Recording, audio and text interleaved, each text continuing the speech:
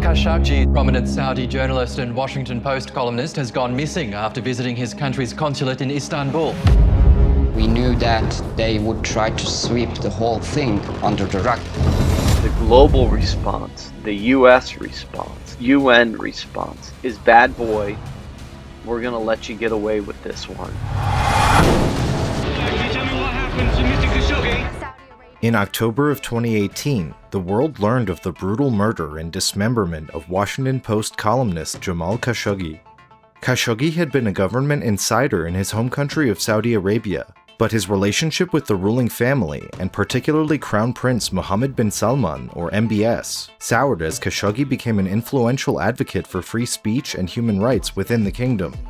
In September 2017, fearing retaliation, he fled to the United States. My guest today is Jamal Khashoggi. He decided several weeks ago to leave his country because he felt that he had become persona non grata. In 2018, Khashoggi walked into the Saudi consulate in Istanbul, Turkey to obtain marriage papers and was ambushed by a team of government operatives allegedly deployed by Prince Mohammed.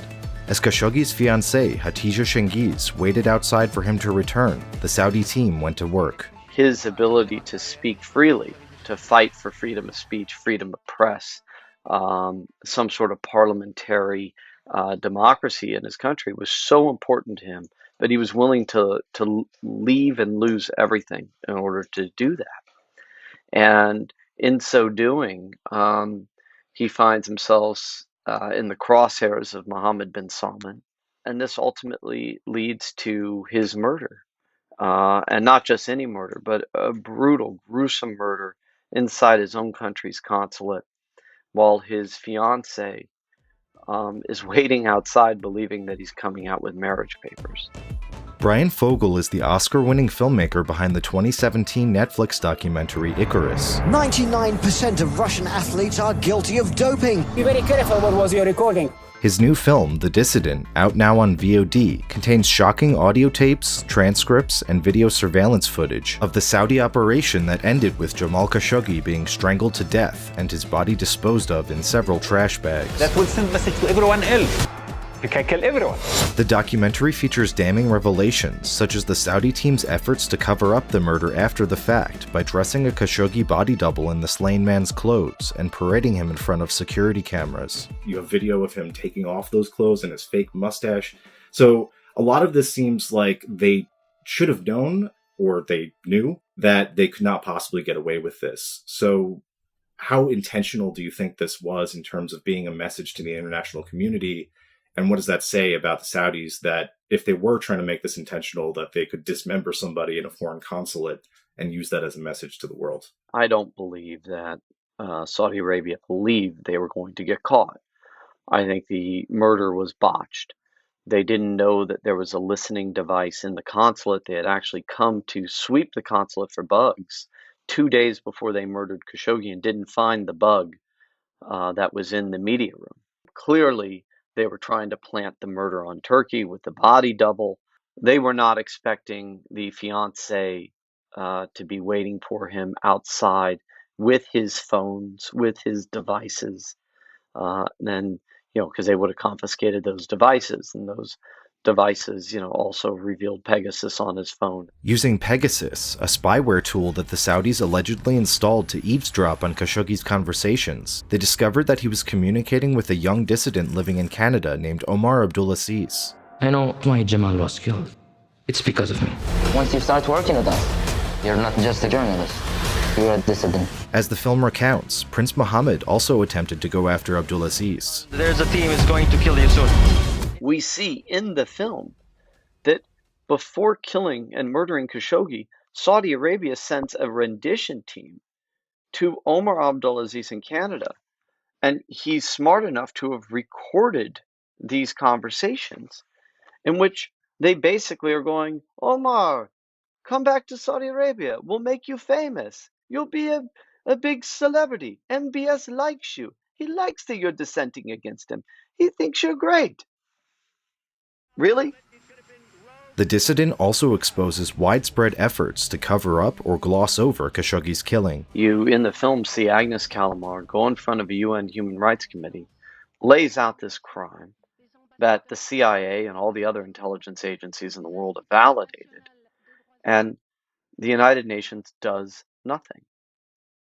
Gutierrez doesn't take it to the Security Council, doesn't go to the General Assembly. There's no trial in The Hague in the Netherlands. I mean, right? This is just, okay, they're too big, they're too powerful, they have too much money, and we've got too many allies in the region, and they're too central in that part of the world in the region.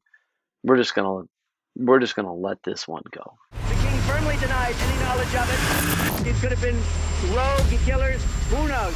Remember, an early Trump thing is, he had ties to terrorism, that he was working with ISIS and Muslim Brotherhood, and was friends with bin Laden, and basically going, oh, okay, it's okay to have that happen. Now, of course, none of that's true. He wasn't working with Muslim Brotherhood. He wasn't working with ISIS. Yes, he knew bin Laden. He knew bin Laden in the 1980s when the United States was supporting bin Laden, when we thought he was our ally. He wasn't a radical. He wasn't a terrorist sympathizer. Basically, what the prince need to do is just unplug government support to radicalism, and radicalism will die. The radicals in Saudi Arabia, most of them are within the government service, the government payroll. All of a sudden, there was a justification for why somebody should be murdered in such a manner. And that should not alter the narrative. And that's, one of the main reasons, why I also wanted to make the film. Though he was fresh off an Oscar win for Icarus, Fogel says it proved difficult to find partners willing to make The Dissident, and it was only made possible through the backing of the Human Rights Foundation. Though the documentary premiered at the 2020 Sundance Film Festival to rave reviews, it was rejected by all major distributors before being picked up by Briarcliff Entertainment. The Dissident was ultimately turned down by a few studios because they feared reprisal. Can you just talk about the challenges that you faced in distributing the film? So we couldn't have asked for anything better from the audience response and the critical reception. But we basically walked out of Sundance without a single offer to acquire the film. It was a universal pass from all of the major streamers, all of the major studios. And what was going on behind the scenes there is that every single one of these major streamers, major media companies that are now global companies made the decision those issues are not as important as subscriber growth, as being able to take investment from the kingdom, as protecting your investment and business interests in the region, and not upsetting their allies such as the Emirates and Egypt and India and everywhere else where Saudi Arabia is highly invested. And ultimately, when you look at the Saudi investment, SoftBank is the world's largest hedge fund. The Saudi Sovereign Wealth Fund is the world's largest fund for investment. And so their tentacles are so deep, and I understand it. I'm not mad at them. I understand the predicament. I just wish that we as a society were valuing human rights and valuing stories like this. We see now with especially China's box office being massively opened, Hollywood's, a lot of productions are dependent on Chinese rules and they don't want to offend officials. So do you think that there's a line beyond which, that you can identify that, is immoral for companies or individuals to engage with these authoritarian regimes, or is it sort of muddy always? These are the calculated decisions that businesses and leaders make when figuring out whether or not you're going to actually try to seek justice, accountability, or punish a murder. And what we see here, in this case, the stakes are too high. $450 billion worth of things ordered from a very rich country, Saudi Arabia. If I say we're going to cut it off, they will get the equipment, military equipment and other things from Russia and China. The alternative is to what? Lose hundreds of billions of dollars of weapon sales globally, to not have those hundreds of billions of dollars of liquidity for investment into outside companies, tech companies, banks, etc. This change has to be able to take place and come just like the Arab Spring did, from individuals, just like the BLM movement, just like Me Too, just like all of these social justice campaigns. They have to come from the people, because they're not going to come from the businesses and it's not going to come from the government. We know that many are trying to use this painful thing. All our mega projects are ongoing. Our war on extremism is ongoing. Our war on terrorism is ongoing. Developing and upgrading the country is ongoing. No matter what they do to lower our speed or hinder our speed, they will not succeed. The Crown Prince of Saudi Arabia, a friend of mine, a man who has really done things in the last 5 years in terms of opening up Saudi Arabia. We saw the Trump administration sweep this under the rug in a pretty disgusting way. But, Obama sold arms to Saudi. It's been the same way for the, past several presidents. Bush, we've had very close ties to Saudi Arabia for all the reasons that you just mentioned. Given how horrific this crime was and how much publicity it got, is there anything that could happen, in geopolitics that could change that status quo? And do you have any reason to believe that the Biden administration will be any different? Donald Trump, was recorded for Bob Woodward's book, bragging, I saved MBS's ass. I mean, this was intentional. But what I did see in going with Atija to Washington and having her meet with everybody from Nancy Pelosi to Lindsey Graham, I saw a real desire among both houses, bipartisan, that we must re-examine our relationship with the Saudis, and there needs to be some sort of justice for Jamal. There needs to be accountability for Jamal. And Biden has come out publicly, second year anniversary of Khashoggi's murder. Biden made a public statement that if he was elected president, that he would, look to re-examine the U.S.-Saudi relationship, seek accountability for Jamal's murder. So he has publicly stated that, and I guess we'll see how it goes as he takes office. This so-called Davos of the desert. The forum that was designed to attract international investment. The new Europe is the Middle East.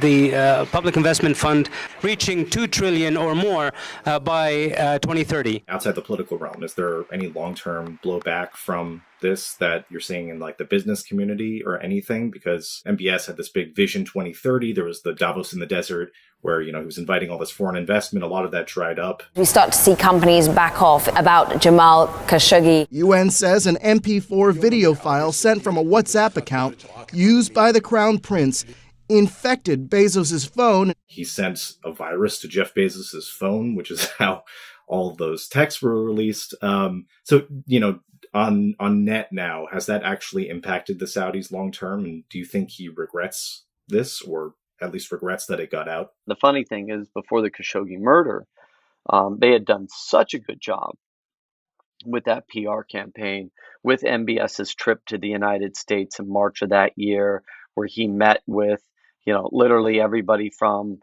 Obama to Bush to Bezos to Elon Musk to Larry Ellison to Bill Gates. I mean, it was, and he was in a suit and he's young and he was painted as the great reformer.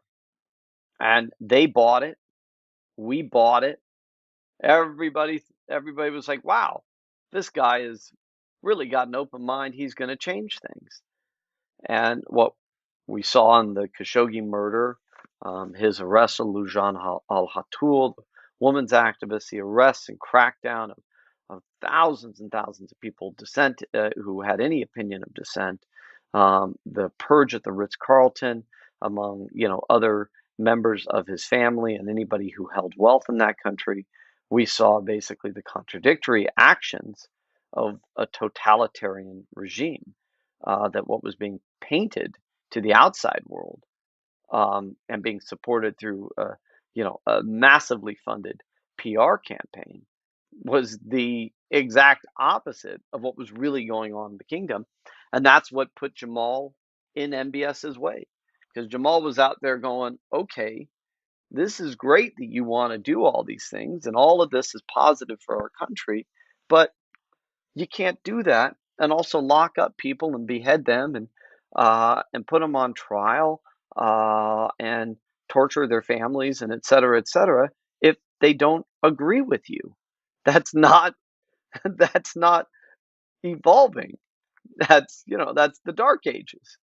And Jamal spoke up about that, and that is, one if not the key reason why they murdered him. That is what I'm fearful of.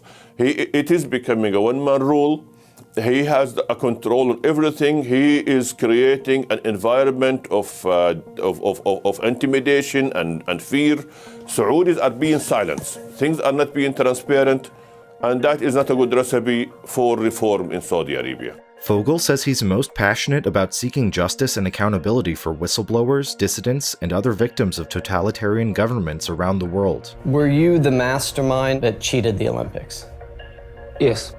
The film for which he won an Oscar in 2017, Icarus, provided crucial evidence on the Russian Olympics doping scandal, based on revelations from the former head of Moscow's internationally certified drug testing laboratory, Grigory Rodchenkov, who worked with Kremlin officials to implement the scheme.